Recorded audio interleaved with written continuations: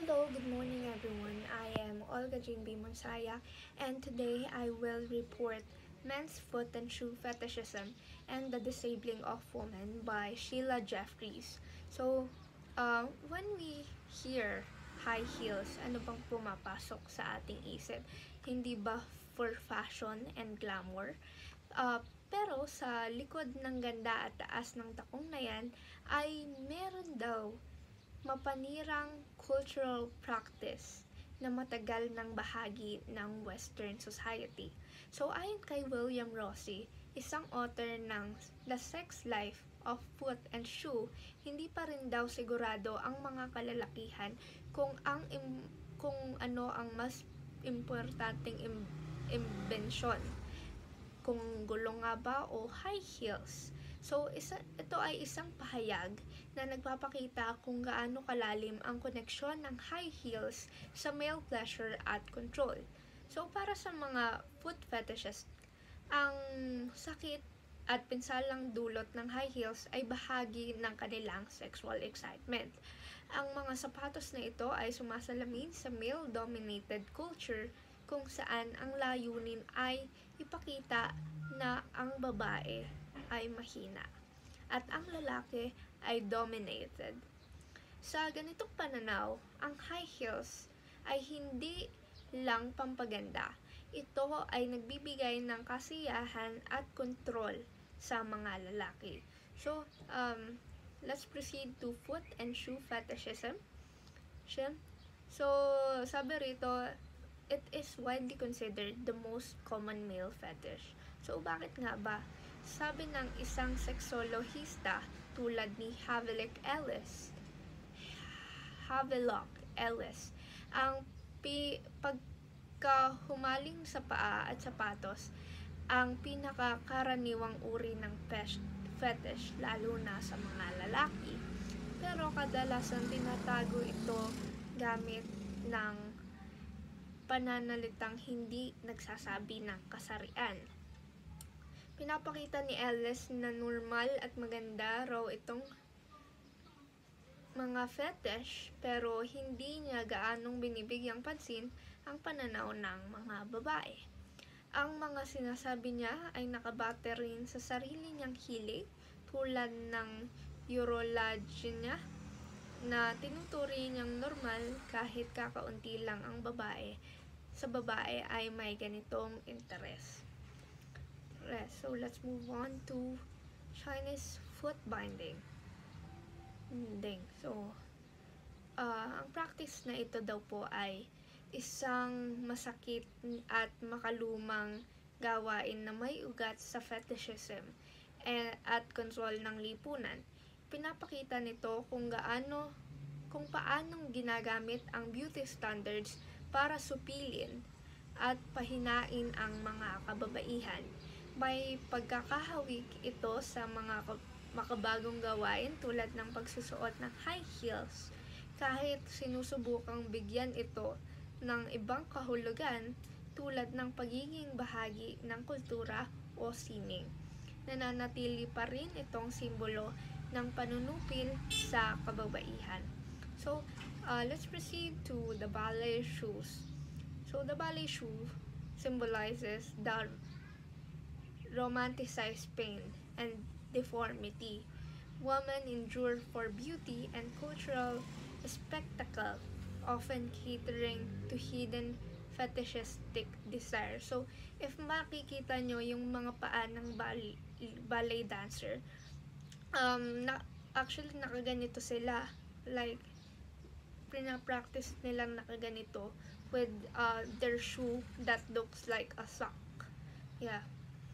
So, ang ballet shoe daw ay simbolo ng mataas na kultura sa kaunlaran, ay maihahambing sa foot binding dahil parehong pinapaganda ang pagdurusa at deformidad ng kababaihan para sa aesthetics at fetishistic na kasiyahan. So, ang mga ballerina ay tinitiis ang matinding sakit sa pagsayaw gamit ang manipis at walang suportang sapatos na disenyo para sa ganda, hindi sa ginhawa. Minsan, ang pagturusang ito ay nagiging bahagi ng fetish, kung saan ang mga gamit ng sapatos ay nagiging object of desire dahil sa sakit na kinakatawan nito, nakapareho ng mga makasaysayan at makabagong anyo ng foot fetish. So let's move on to men's demand for high heels. So this reflects a fetishistic control over women's bodies, prioritizing male pleasure and dominance at the expense of women health and freedom. So, ayon sa artikulo, pinupuna nito kung paano ang fetish ng mga lalaking sa high heels ay kahalintulad ng mapanupil na foot binding noon sa China.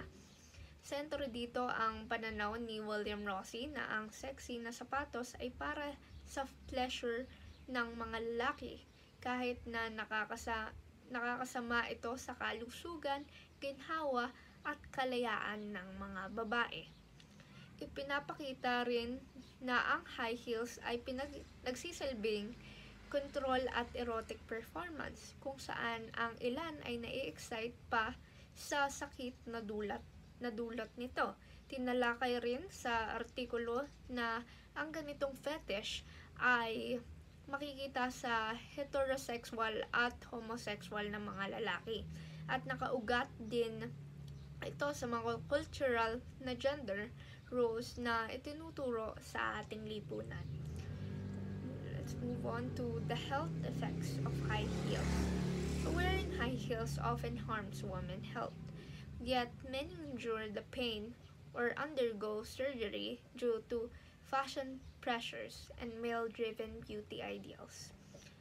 So, ang pagsusuot daw ng high heels ay maaring magdulot ng malubhang problema sa kalusugan tulad ng pag-deform ng paa, matagal na pananakit at minsan ay permanenteng kapansanan.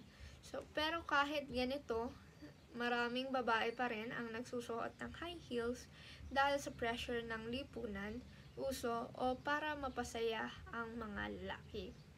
So ayon sa pag-aaral, karamihan ng mga babae ay nakakaramdam ng sakit mula sa high heels at ang iba pa ay nagpapagawa ng delikado at masakit na cosmetic surgery para magkasya ang paa sa fashionable na sapatos. Ang ganitong trend ay konektado sa male fetishism at mga pamantayang panlipunan na mas pinapahalagahan ang isura kaysa sa kalusugan ng mga babae, nakahalintulad ng mapanirang tradisyon ng Chinese foot binding noon. So, let's proceed to woman blaming. So, I think this is very common pa in today's everyday life. So, woman blaming is a common technique used to obscure the working of men domination. It disguises male domination by shifting the responsibility for harmful practices onto women, even when men benefit most. So, ang woman blaming ay isang paraan para itago ang pananagutan ng mga lalaki sa karahasan at dominasyon, kung saan sinisisi ang mga babae kahit malinaw na kasalanan ng mga lalaki. Makikita ito lalo na sa mga beauty practices tulad ng foot binding, kung saan pinapaniwalaang nagsisimula ito sa mga babae at walang kinalaman ang mga lalaki. Ayon sa mga feministang teorista, ang ganitong pananaw ay nagpapawalang sala sa mga lalaki at nagdudulot ng pagkakawatak-watak at pagkamuhi sa sarili ng mga babae dahil sa maling pag-aaral at paglalahad sa media. So, lastly, the revival of high-heeled shoes So it reveals how fashion still pressures women into self-harming beauty standards shaped by male fetishism and social control. So ang muling pagsikat ng high heels sa fashion na pinapagana ng mga lalaking designer at fetishes tulad ni Manolo Blahnik ay nagpapakita ng patuloy na pagtingin sa mga babae bilang mga bagay at kontrol sa kanilang katawan.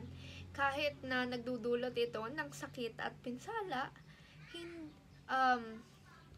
nananatiling popular at inaasahan ang pagsusuot ng high heels sa ilang trabaho. Hindi po ba? Yung mga flight attendant, required din silang magsuot ng mga heels, high heels, to be exact. Like that. At pati sa mga social na okasyon.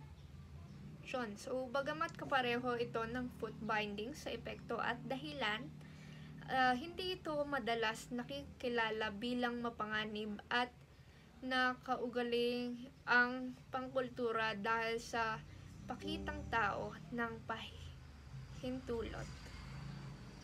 Ayon sa mga feminist, bahagi ito ng mas malawak na pressure sa lipunan para sa mga babae na nasaktan ang kanilang sarili para makaabot ang mga pamantayan ng kagandahan na hinubog ng kagustuhan ng kalalakihan. So, yun lang po. Thank you for listening.